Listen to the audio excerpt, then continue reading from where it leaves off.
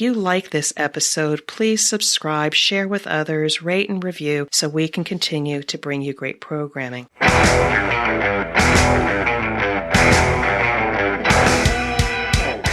is The Thing About Cars, a podcast for car enthusiasts and the people who love them.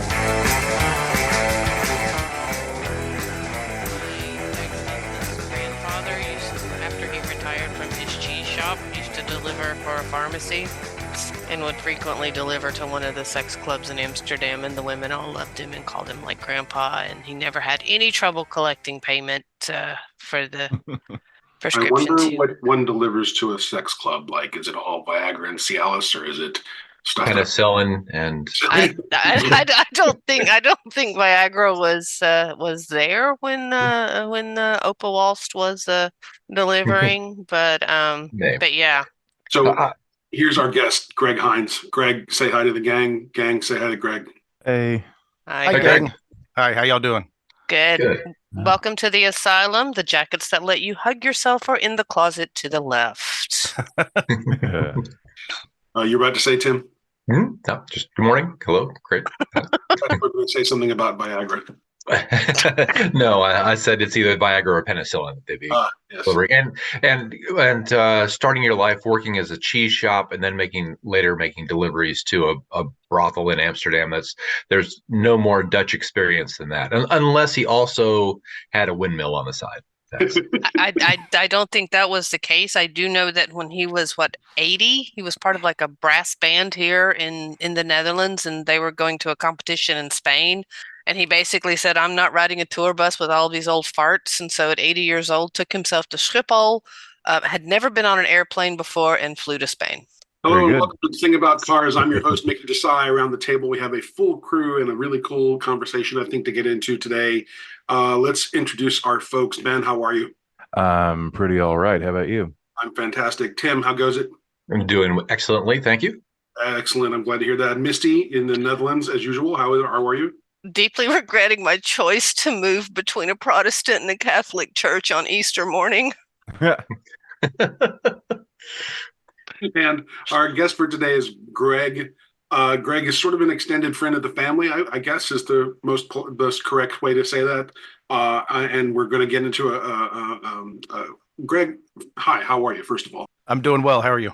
I'm good. So before we get into your questions here, we always start the episode with an element of trivia, grand trivia auto. Tim, you got something for us today? I do, with us coming down on the tail end of winter.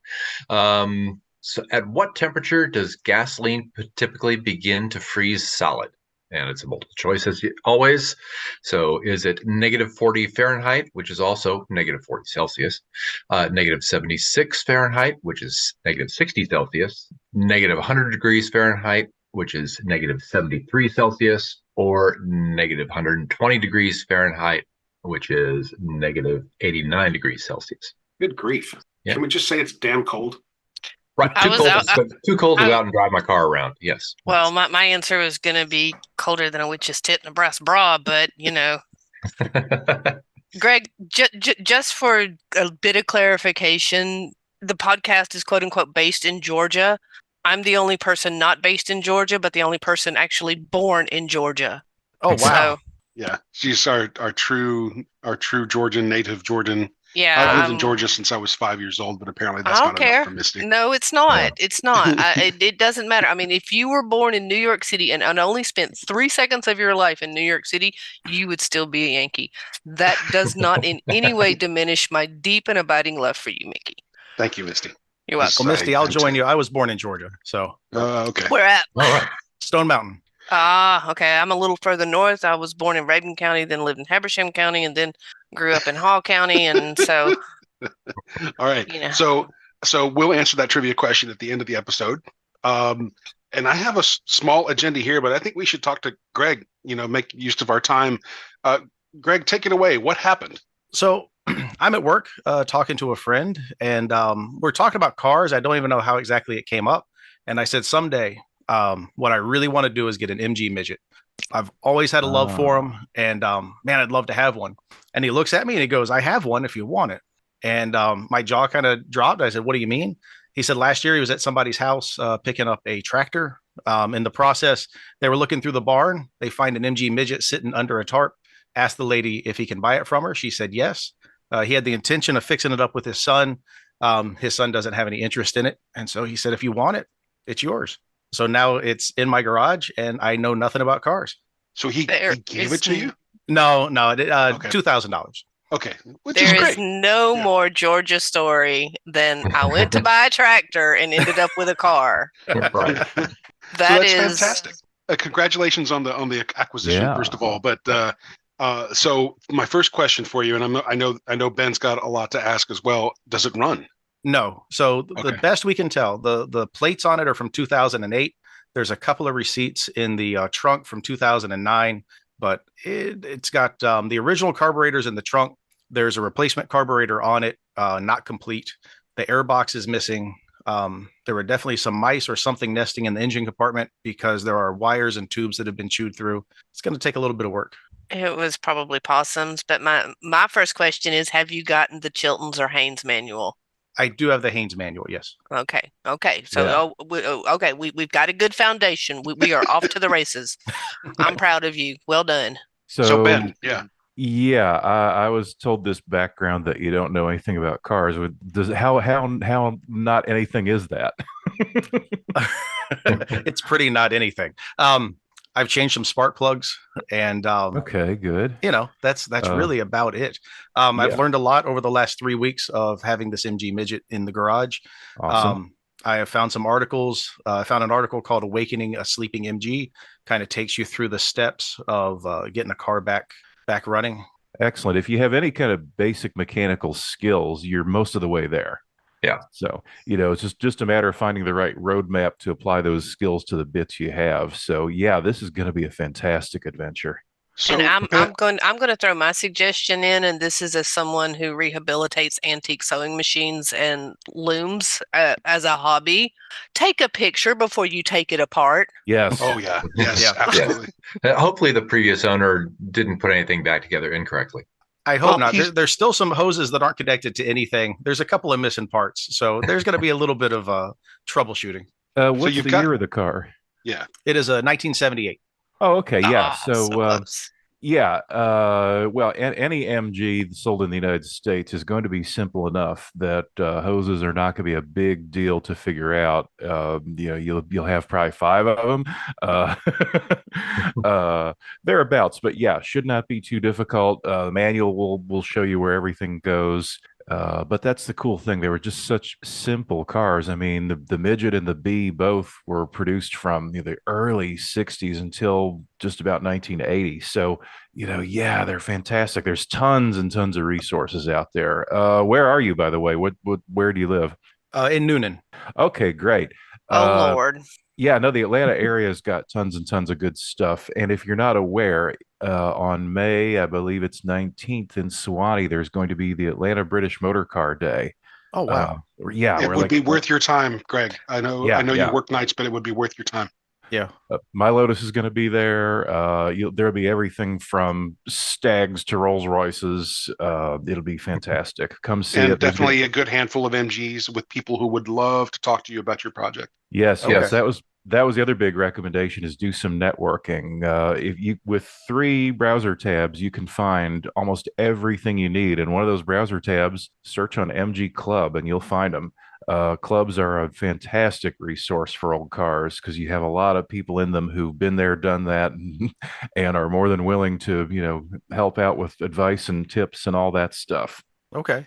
I mean, Ben, he's in Noonan. I'm thinking this is a good road trip to make. You could come down to my house. We could head down to Noonan. Absolutely. Noonan's scary. What?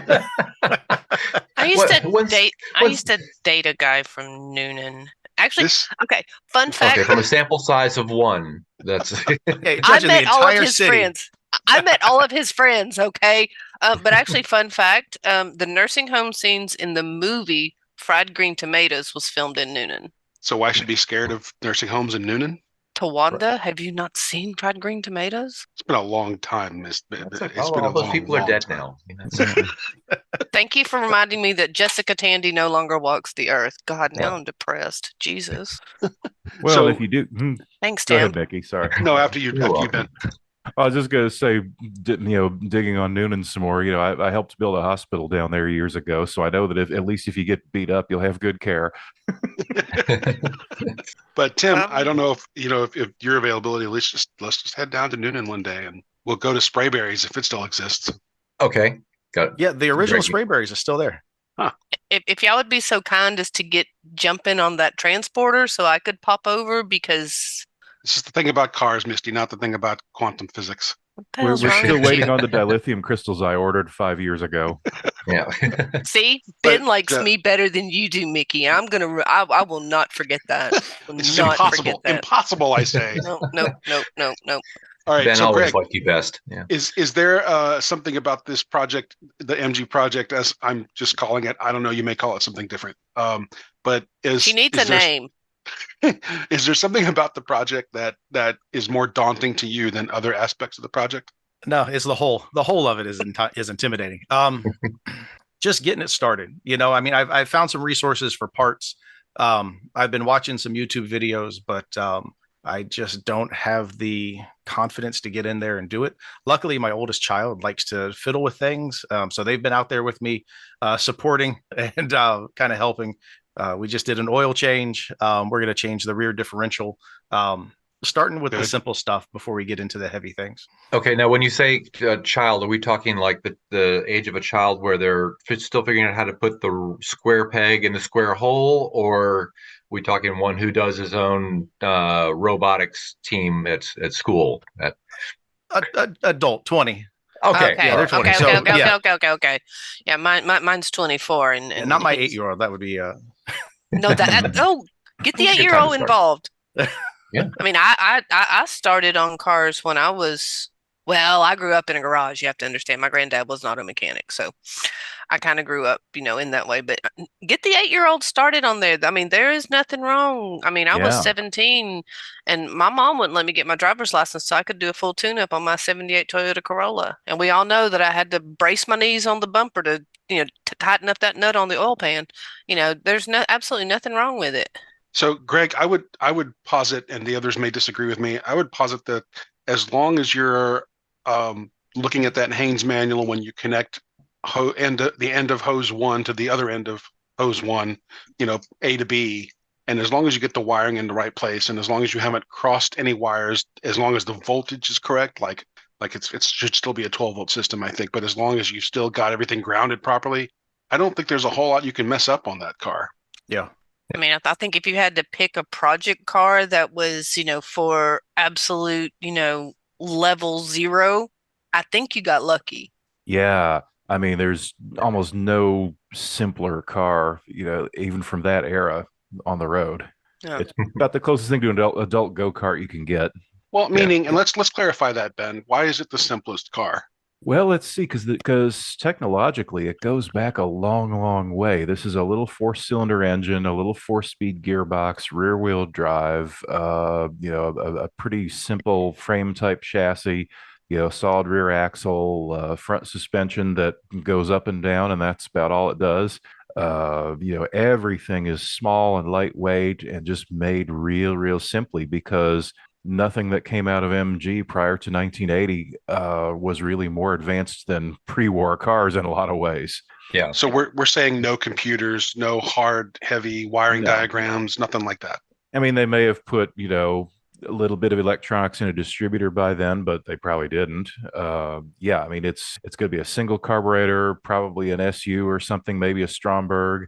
Probably Stromberg by then due to emissions, but even then, Stromberg carburetor, that's what my Lotus has. They are the easiest carburetors to live with. And just for the record, rebuilding a carburetor is not that hard. You just have to remember where all the parts go. So right. This is where cars with dual carburetors have a little bit of advantage to the hobbyist, because the fact that you have two, you can take one apart at a time. And if you get lost, all you have to do is refer to the other one. Right. Yeah. But even then, all the carburetors used on British cars are pretty simple kind, whether they're the Stromberg or the SU, both of those work the same way. They've got they type that have a big vacuum diaphragm in them that the slide moves on. Of course, there's a needle attached to the slide. Not that many moving parts. The big diaphragm is one of the points of failure. If that gets a hole in it, then the whole thing doesn't work. Because the purpose of that diaphragm is it moves your main jet needle up and down with engine vacuum that's pulling on it. If you get a hole in that, then it doesn't work. But you stick a new diaphragm. So variable Venturi system. Yeah, stick another diaphragm in there. In fact, I've even heard of people patching the diaphragms with some super glue and a piece of a condom. If you can't get the real thing, you do what you have to do. Right. Greg, the first thing you should do is go out and buy an enormous box of condoms. There you go. Check. Instead of the diaphragm. That's it. I think you can get a diaphragm at the local county health department. It's probably not the right size. I mean, that's where I got mine when I was like 20. So it's the wrong size. Waltz could have delivered it. So, Greg, do you have any specific questions that we could try to answer for you? I know here we are bouncing around in generalities and saying, "Oh, you got a great car, and it shouldn't be that hard." But I want to make sure we're making your job more approachable and easier, and obviously offering our help. I'll speak for myself in that regard. But what else can we tell you? What are your questions? So everybody talks about turning the engine over by hand, right? To start there. What is the best method for that? Okay, so okay. Let me start. First thing is often if you take the spark plugs out and put a small amount of automatic transmission fluid in each of the cylinders. Yeah. Because if it's been sitting solid for a long time, a lot of times the steel piston rings will have corroded to the steel cylinder liners, and that automatic transmission fluid has some great anti-rust and lubricative properties that'll help everything get moving. So wait, Tim, how much ATF are we talking about in here? Like a couple tablespoons, depending on how vertically the engine sits and whether or not the pistons are of a very dished type.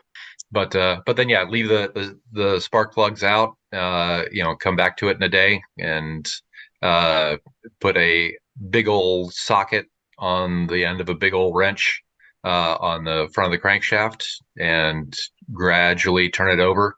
Clockwise, counterclockwise. Yeah. Look at your engine fan. And if the direction you're trying to turn your crankshaft nut makes the fan go in a direction that would pull the air from the radiator towards the back of the car, you're turning it in the right direction. Okay. Which is typically clockwise. So is it easy to figure out where the crankshaft nut is if you don't know about these things? It's on the side of the engine that faces the radiator, being a longitudinally mounted motor, and it's the big nut on the end of the pulley at the very bottom of the engine. Yeah, lowermost pulley on the fan belt. Yeah. So I have located that nut. Okay. All right. Yeah. So yeah. Well, that's a big YouTube. Step. Thank God for YouTube. And make sure the transmission is in neutral when you do this, else you'll be really grunting unnecessarily. Right. Okay. Yep. What else, Greg? What is next on your list after you do I like the transmission fluid thing. I never heard of that before. Oh yeah. Yeah. Marvel Mystery Oil works pretty well too. Yeah.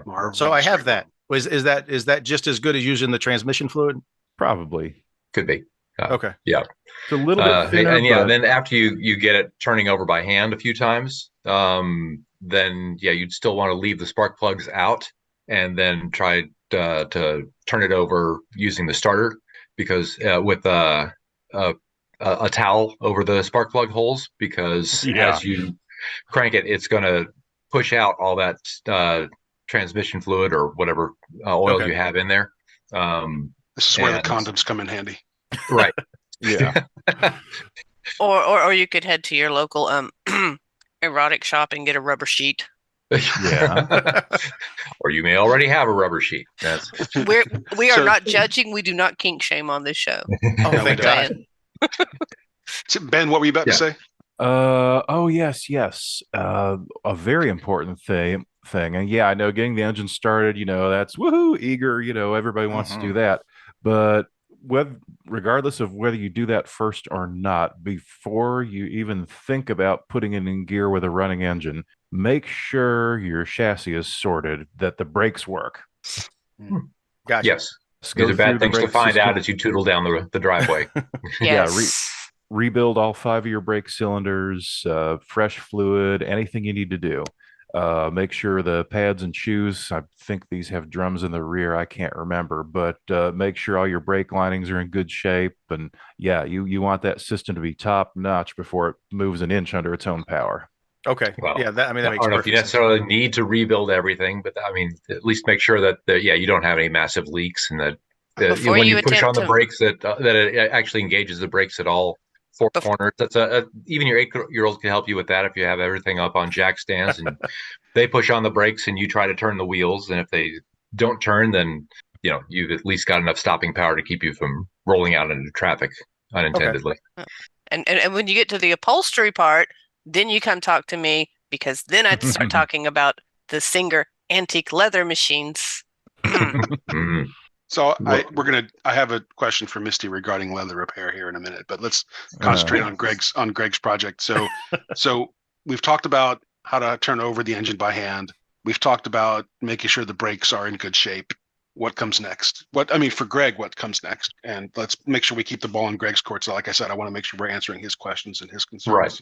I mean, yeah, as soon as you know that it turns over and you turn it over using the starter and blowing all that oil out of the cylinders, yeah, then it's time to put the spark plugs back in. And you said that the carburetor is not complete? Correct.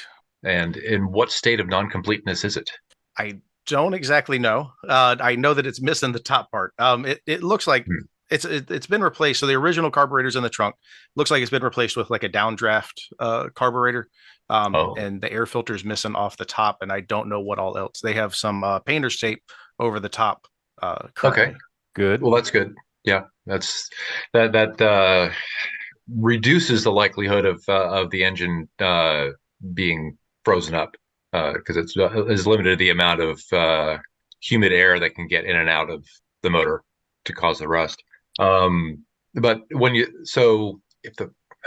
really it's just the part on the top of the carburetor that would hold the air cleaner that's missing. Yes. Okay. As far as I know. Yes. Okay. So if that's the case, then you've got a complete carburetor and you just need an air filter assembly. So you can definitely run the car without having the air filter in place. A lot of people do that because they think it's cool and they don't care about the longevity of their carburetor and or engine from sucking in dirt and sand and but doesn't debris. Yes. Yeah, go ahead, Misty. I guess the question is, though, how original does Greg want to keep this? Is it, he said he has the original carburetor that was in the trunk. How difficult would it be for him, if he wanted to maintain its originality, to check out that carburetor, the original carburetor, maybe rebuild it instead of having to go through all the trouble of this new one that may or may not be missing pieces? Yeah. Well, depending on what type of carburetor it is. Why don't we ask him what he wants to do? Which carburetor does he want to use? That was kind of the point of that whole thing. Right. Greg, what do you want to do? I don't have to keep it all original. From what I've read, the new carburetor, and I don't know the brand, unfortunately, but what I've been looking at is it's better than what the original carburetor was. The car runs a little better with it. So I was thinking I would stick with that and I might even replace the one that's on there currently. Yeah. If they said it runs with it in place, then yeah, I would definitely use that as a starting point because you don't know what condition the other carburetor's in. Right. Yeah, because somebody replaced it for a reason. Whether the reason was good is debatable. That's the thing. You don't know what the reason was. So that's what I was going to ask. Yeah. Yeah. I mean, is there a way to make sure that old carb or even the new one is doing what it needs to do? But aren't there people who will? Yeah, go ahead, Tim. Yeah, not without running the engine. I mean, from a DIY perspective. And honestly, any carburetor that's been sitting for several years like that, I would just rebuild, right up front, no questions asked. Can you send a carb off for rebuilding, or is this something that I can try on my own? You can send it off, but you'll save a whole lot of time and money doing it yourself. It really is pretty simple. It's basically mostly just gaskets and seals. Everything comes apart with a screwdriver mostly. One of the big things, though, is most every carburetor has a float in the bottom. On the bottom of the thing, there's a like a little bowl that comes off. There's a plastic float inside it, and the float probably needs to be replaced because they eventually get leaky and take on fuel, and then they don't float so well. And if they don't float so well, then they don't operate the little metering valve so well, and you wind up running rich. I have to rebuild the one on my Lotus about every 5 or 6 years because of that. Rich, that's too much fuel to air ratio. Yes. Oh, I know. I'm just, yeah. I'm like, who's Rich? Why is he running?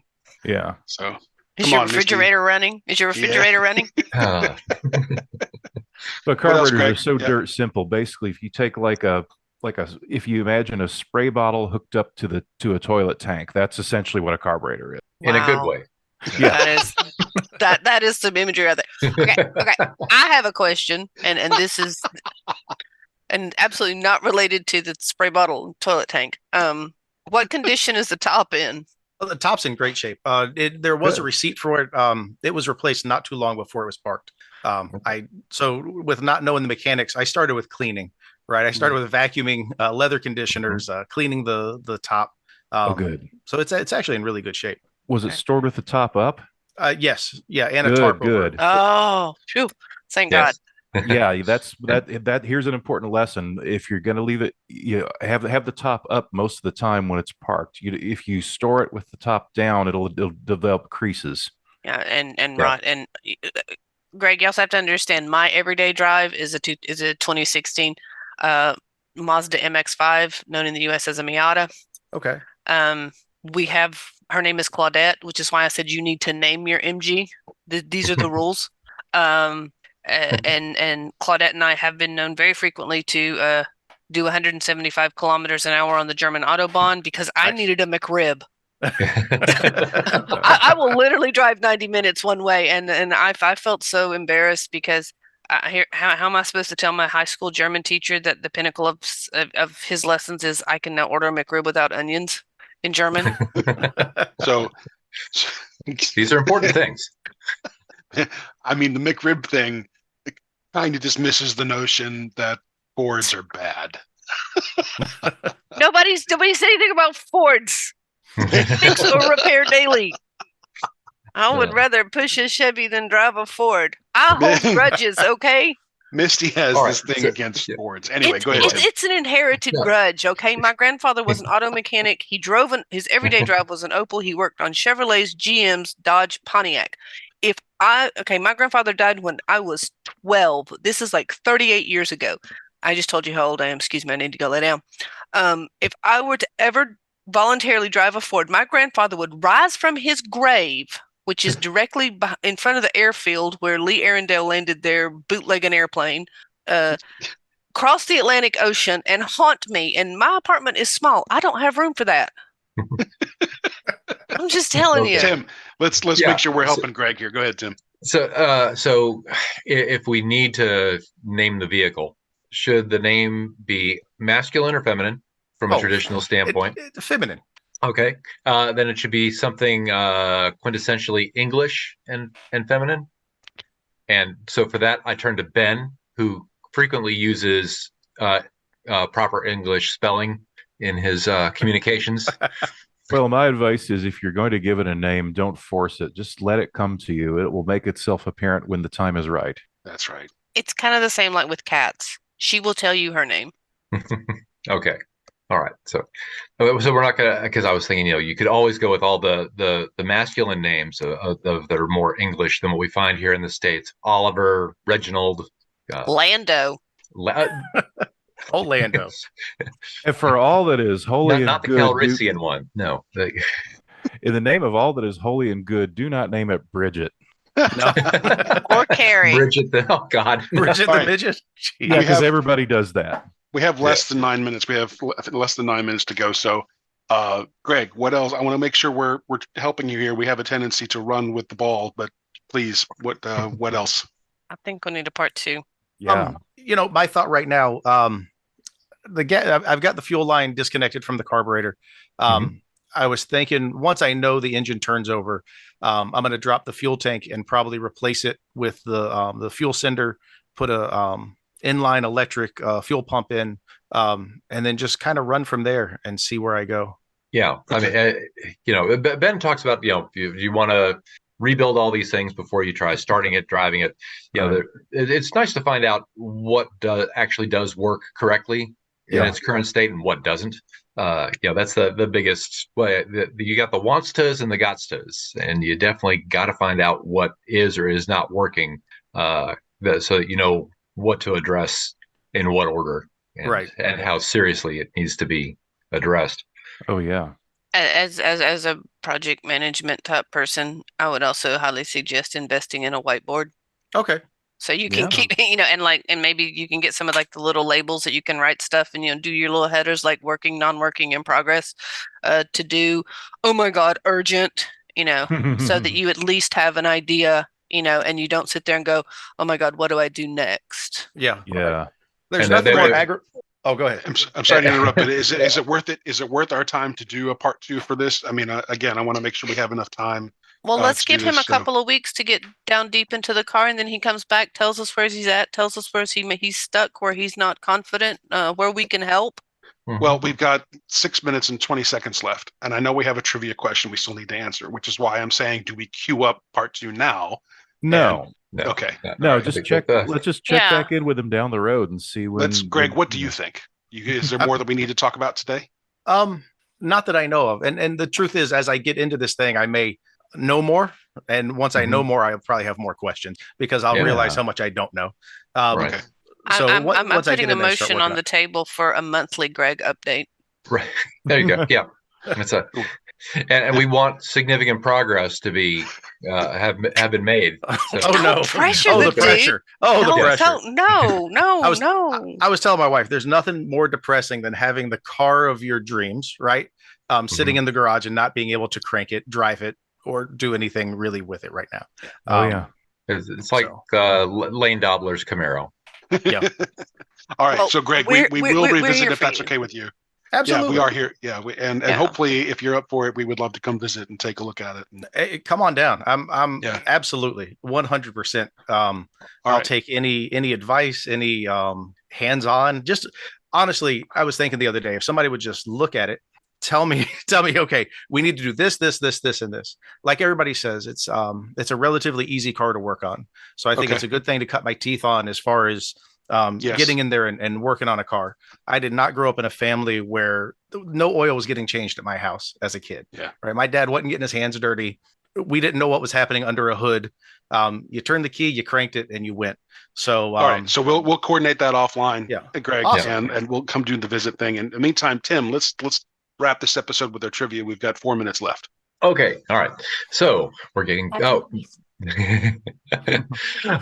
so back to our trivia question. Question is, what temperature does gasoline typically begin to freeze solid?